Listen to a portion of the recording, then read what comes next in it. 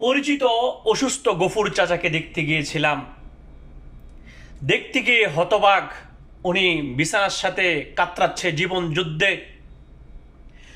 জিজ্ঞাসার সাথে সাথে বলে উঠল, চিকিৎসা কীভাবে করাবো?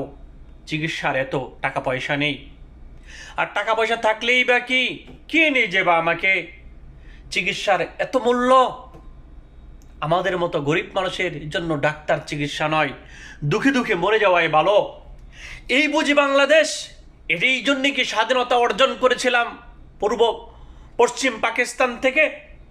47-এ কি আজাদ হয়েছিল এই জন্যেই যে আমার গ্রামের কৃষক, শ্রমিক, গরিব তারা দুঃখে দুঃখে মরে যাবে?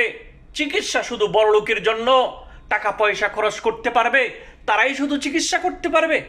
এমন অনেক গফুর, রহিম, কুলসুম, অনেক মানুষ দুঃখে দুঃখে কাতরাচ্ছে, ডাক্তার দেখাতে পারতেছে না। আর কতকাল এভাবে চলবে? চিকিৎসার কারণে দুঃখে দুঃখে অনেক গর্ভবতী মা মারা যায়, অনেক মানুষ কাতরাচ্ছে, কারো কি দয়া হয় না? কারো দয়ায় বেঁচে থাকবে কেন? দেশ কেন গঠন করা হয়েছে? সরকার কেন গঠন করা হয়? একটি মাত্র কারণ, যারা চিকিৎসা করাতে পারবে না তাদের জন্য ফ্রি চিকিৎসা করাবে দেশ। এটাই তো চাওয়া পাওয়া। তাহলে কেন অবহেলা? কেন ইনসাফের রাষ্ট্র কায়েম হবে না কোনোদিন?